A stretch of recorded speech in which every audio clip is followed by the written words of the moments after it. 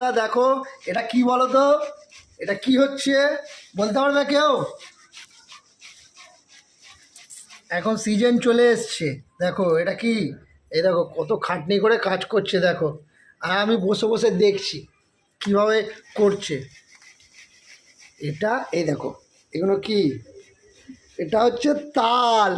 আজকে তাল চাচা হচ্ছে, তাল দিয়ে রুটি খাওয়া হয়, আবার তাল ফুলুরিও খাওয়া হয়।